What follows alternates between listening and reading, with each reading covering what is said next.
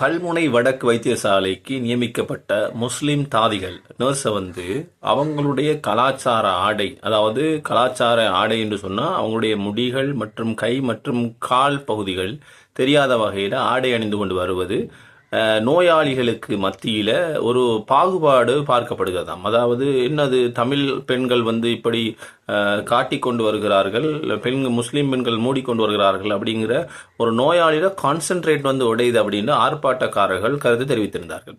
அதே போல சுகாதார அமைச்சுக்கு இந்த தகவல் கொண்டு போய் சேர்க்கப்பட்ட உடனே அவர்கள் எடுத்த முடிவு என்னன்னு சொன்னால், அந்த முஸ்லீம் பெண்களை தற்காலிகமாக மற்ற வைத்தியசாலைக்கு அருகில் இருக்கக்கூடிய மற்ற வைத்தியசாலைக்கு இடமாற்றம் செய்கிறார்களாம். இங்க எதிர்கட்சிக்கு மிகப்பெரிய ஒரு விட்டு கொடுக்குற வேலை தான் இது. அதாவது ஒரு இடத்தில் ஒரு இனவாதம் ஒன்றை, கலாச்சார ரீதியான ஒரு துவேஷத்தை கிளப்பிவிட்டால் அங்கே இருந்து இடமாற்றம் பெற்றுக்கொள்ள முடியும் அப்படிங்கிற ஒரு கருத்தை இந்த இடத்துல எதிர்கட்சிக்கு ஆளும் கட்சி என்பிபி அரசாங்கம் கொடுத்திருக்குது அப்படின்னு சொல்லலாம்.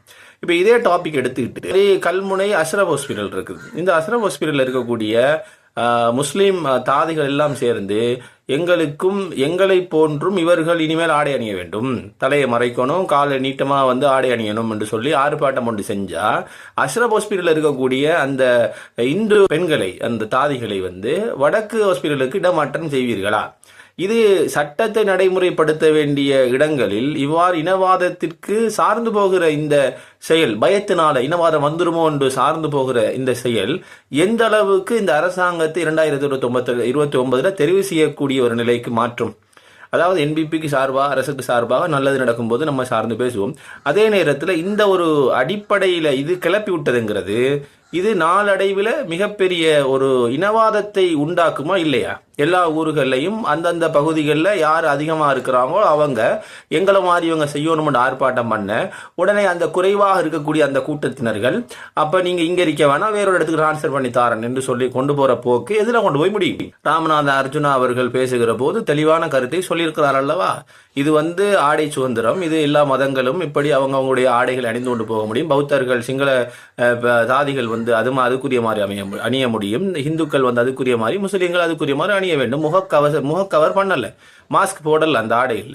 அப்போ அவங்க கலாச்சாரத்தை பின்பற்ற ஸ்கூல்ல, பாடசாலைகள், ஆபீஸ்கள் எல்லாத்துக்கும் விளங்கி ஜனநாயக நாடுங்கிற அடிப்படை உரிமை இருக்கும்போது இனவாதத்தை கிளப்பியவர்களுக்கு தண்டனை வழங்காமல், அது சார்ந்து பேசியவர்களை இடமாற்றம் செய்யாமல், இலங்கை சட்டத்தின் கீழே அனுமதிக்கப்பட்ட முறையில் இருக்கக்கூடியவர்களை இடமாற்றம் செய்வது எப்படி அரசாங்கம் ஜனநாயகத்துக்கு சார்பாக நின்றது என்ற கேள்விகளும்.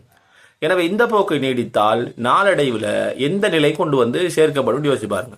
முஸ்லீம் மினிஸ்டர்கள் அங்கே தெரிவு செய்யப்பட்டிருப்பாங்க. இஸ்லாம் சார்ந்தவர்களுக்கு அநீதி இழைக்கப்படுகிற போது அது சார்ந்த விஷயத்தை உறுதியாக பேசுவதற்கு தான். அரசாங்கம் சொல்கிற எல்லா முடிவுகளுக்கும் தலையாட்டி கொண்டிருக்கிற நிலை வரும் என்று சொன்னால் நாளடைவில் இஸ்லாமிய கலாச்சாரம் என்பதே இல்லாமல் ஒழிக்கப்பட்டு விடும் என்கிற ஒரு சூழ்நிலை உருவாகும். அதனால என்பிபி அரசாங்கம் இது போன்ற ஒரு முடிவை தற்காலிகமாக அறிவித்திருந்தாலும் இது எந்த நிலையில் கொண்டு போய் சேர்க்கும் அப்படிங்கிறத கொஞ்சம் சிந்திக்க வேண்டிய ஒரு சூழ்நிலை இருக்கிறது. எனவே எதிர்த்தரப்புக்கு அழகான விட்டு கொடுக்கப்படுகிறது. இது மஹிந்த ராஜபக்சனுடைய ஆட்சி காலத்தில் அவனுக்கு எது சரிண்டு வருதோ அதை செஞ்சிருவார், எது பிளண்டு வருதோ அதை செஞ்சிருவார். சட்டம்னா அந்த சட்டத்தை வலிந்து கொடுப்பது, நெளிந்து கொடுப்பதெல்லாம் இல்லை. இனவாதம்டா இனவாதம், சார்ந்து போவதாக இருந்தால் சார்ந்து போகுது. இதுதான் அவனிடம் இருந்து ஒரு பிடிவாதமான அரசியல் இருந்துச்சு. ஆனால் இந்த போக்கு நாளடைவில் தலைக்கு மேலே ஏறி குட்டிப்பட்டு ஒரு சூழ்நிலை, குட்டப்பட்டு மட்டமாகிற ஒரு சூழ்நிலையாகத்தான் தெரிகிறது. இது என்னுடைய கருத்து. உங்கள் கருத்து என்னங்கிறது மறக்காம கீழே கமெண்ட்ல டைப் பண்ணுங்க. தொடர்ந்து நஃப்லி ஒப்பீனியன் மற்றும் நஃப்லி ஷார்ட்னுடைய பக்கத்தில் இணைந்திருங்கள்.